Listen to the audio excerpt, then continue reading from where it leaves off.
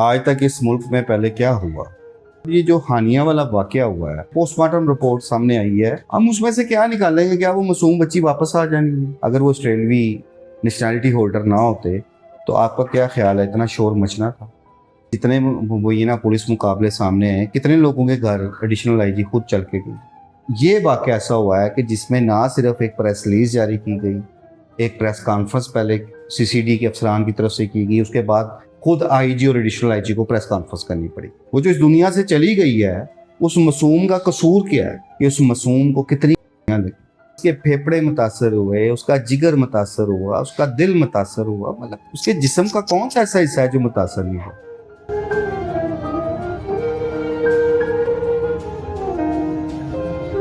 बिस्मिल्लाहिर्रहमानिर्रहीम। पाकिस्तान और दुनिया भर में देखने वालों को अस्सलाम वालेकुम। मेरा नाम है मोहम्मद आसिफ। नाज़रीन, चिकवाल में सीसीडी की जानब से जो बच्ची को मार दिया गया, उसकी मेडिकल रिपोर्ट आ चुकी है। मेडिकल रिपोर्ट में क्या आया, अब होगा क्या, और बच्ची के वालिदैन जो बैरून मुल्क चले जाएंगे, केस कौन पैरवी करेगा? मेरे साथ खुरम पाशा साहब हैं। खुरम पाशा साहब, आपके टाइम को बहुत शुक्रिया।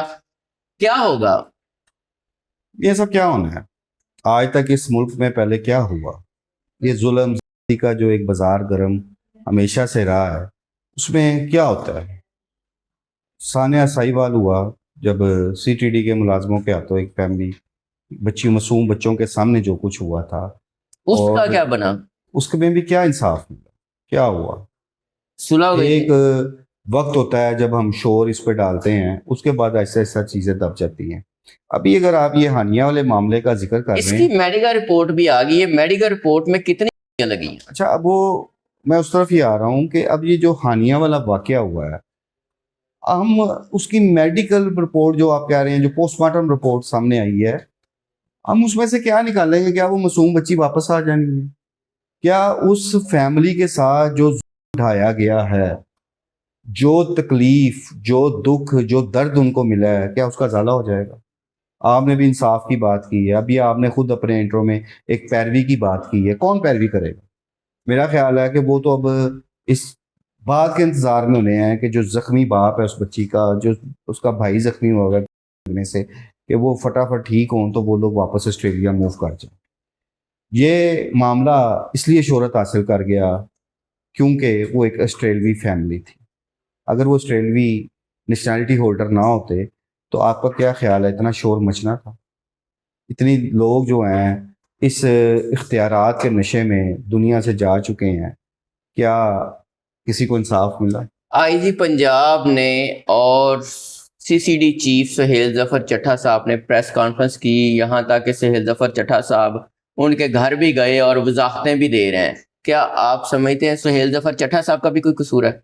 नहीं, इसमें आप चट्टा साहब का कसूर तो नहीं कह सकते। ज़ाहिर है वो तो कभी भी नहीं चाहेंगे बतौर हेड कि इस तरह फैमिलीज को निशाना बनाया जाए। इसमें वो जिम्मेदार नहीं है। हाँ, उन्हें ये ज़रूर चाहिए था कि जिस तरह मैं हमेशा एक बात करता हूँ कि नो डाउट सीसीडी ने जराइम के खात्मे में एक बुनियादी अपना एक किरदार अदा किया, लेकिन इसके साथ साथ जो महकमे के अंदर जो एक एहतसाब का अमल होना चाहिए, जो एक करप्ट अनासर हैं या जो इस तरह के मुलाजमीन हैं जो इख्तियारात के नशे में अपने हवास खो बैठे हैं, उन्हें इस बात की तमीज़ नहीं रही कि वो कौन से SOPs हैं जिन पर अमल दरामद करना है। तो अगर उन मुलाजमीन को पहले ही इबरत का निशान बनाया हो ना, तो बाकी मुलाजमीन जुर्रत ना करें।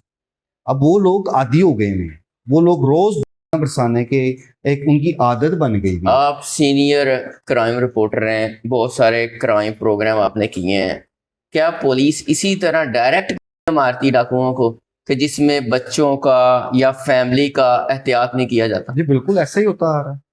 आज अगर ये ऑस्ट्रेलवी फैमिली में फिर क्या है नेशनैलिटी होल्डर ना होते तो शायद इतना शोर भी ना मचता।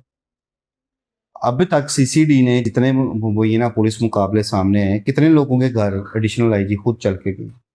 इस बात का अब उनको भी एहसास है कि ये गलत हो गई। सो वो गए, अच्छा उन्होंने मुस्बत कदम उठाया।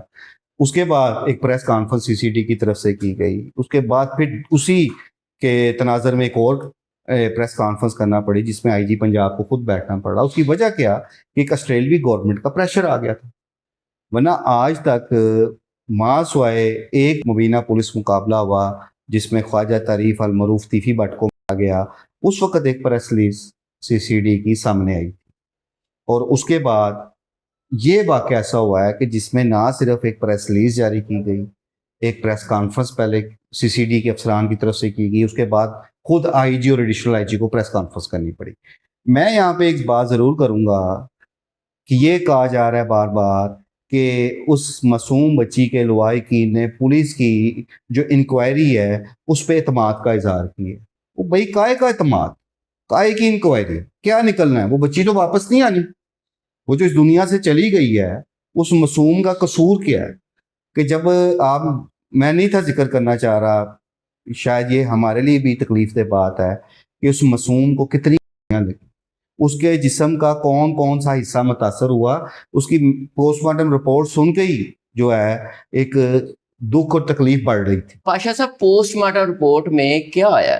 9 गोलियां लगी जिसमें 9 गोलियां, मासूम बच्ची, 9 साल उसकी एज थी। उसके फेफड़े मुतासर हुए, उसका जिगर मुतासर हुआ, उसका दिल मुतासर हुआ, मतलब उसके जिस्म का कौन सा ऐसा हिस्सा है जो मुतासर नहीं हुआ? ऐसी शाना की गई, उनका कसूर क्या था?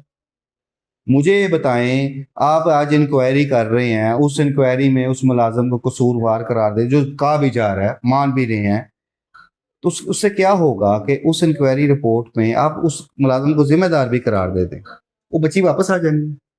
जो इमेज एक पाकिस्तान का पूरी दुनिया में खराब हो गया, वो इमेज बहाल हो जाएगा। ओवरसीज पाकिस्तानी पहले यहाँ से दौड़े हुए हैं तरह के। उस माँ को, उस बाप को सारी जिंदगी ये क्या तकलीफ, हाँ, किस ये अजियत से गुजरना उनकी पड़ेगा तो कि हमारी सारी मासूम बेटी को, बच्ची को इतनी। मैं वही कह रहा हूँ, क्या आप उसके वालदेन के जो जख्म जो उनको मिल गए उन पर मरहम रख सकते हैं? वो एक मासूम बच्चा जख्मी पड़ा हुआ है, बाप गोलियां लगी हुई हैं, आप क्या अपना इमेज दुनिया को दिखा रहे हैं? और ऐसे जो इख्तियारात के नशे में जो चूर मुलाजमीन हैं, उनका कैसे आप सदेबाप करेंगे, कला कमा आबद करेंगे? बख्शर साहब हैं, आपने भी उनकी स्टोरी सुनी होगी। उन्होंने कई लोगों को छोड़ा। एक बच्ची का वाकया था कि उसके घर बच्ची पैदा हुई थी और वो हो रहा था, लेकिन उन्होंने उसको छोड़ दिया कि वो अपनी बेटी का मुंह देख ले।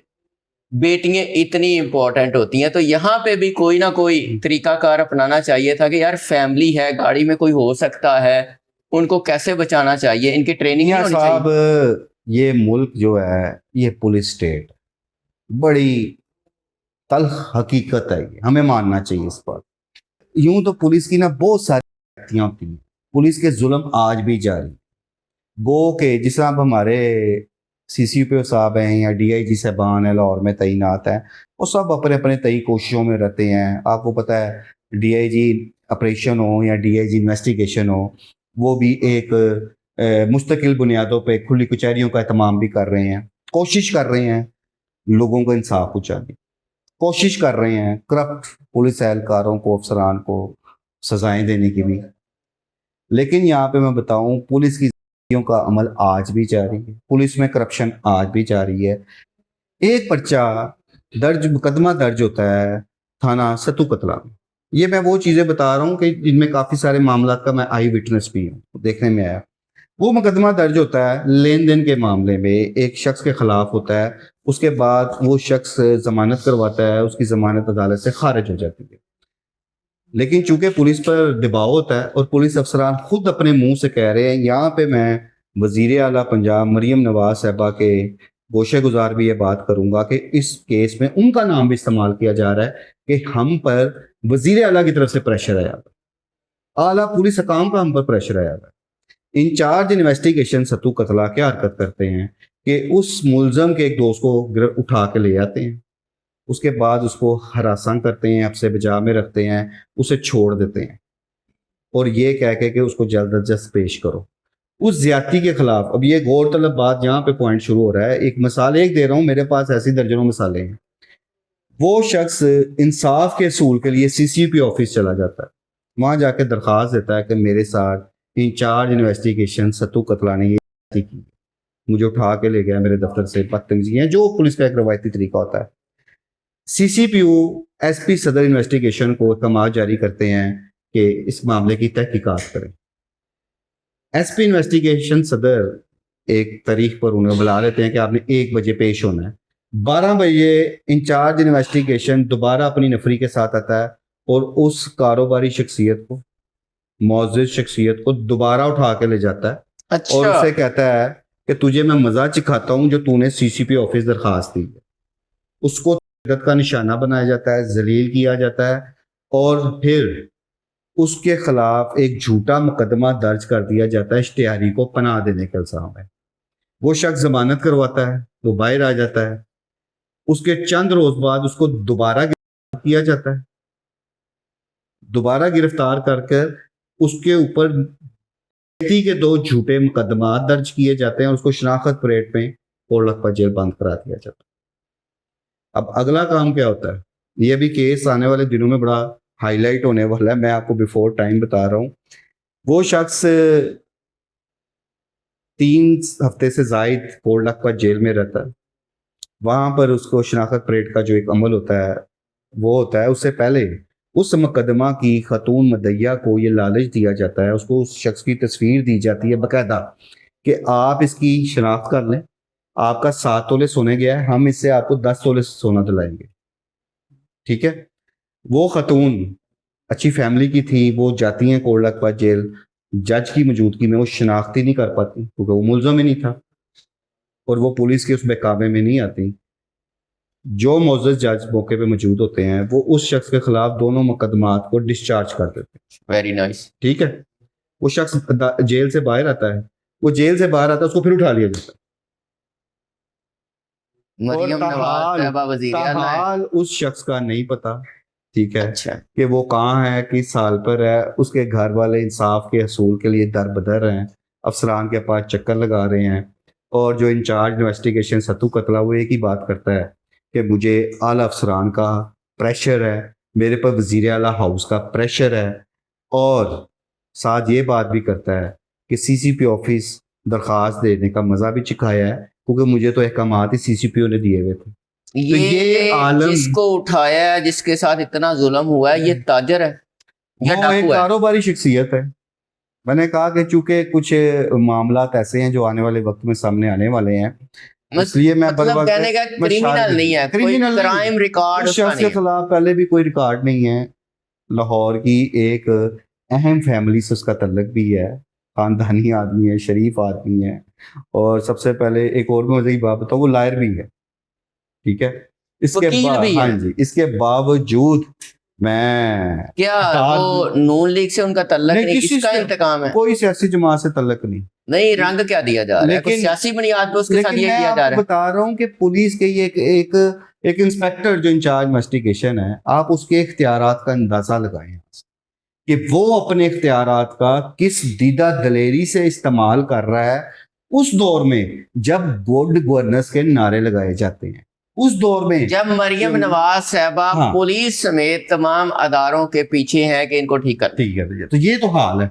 मेरे पास ऐसी दर्जनों मिसालें आज भी मौजूद हैं और कई चीजें ऐसी होती हैं कि मैं सुनी सुनाई बात नहीं करता, मैं हमेशा आंखों से देखी चीजें बयान करता हूँ या जिसके बारे में अगर ये इंटरव्यू आपका मरियम नवाज साहबा तक पहुंचे तो आपको क्या लगता है वो नोटिस लेंगी? जी लेना चाहिए नोटिस, बिल्कुल नोटिस लेना चाहिए।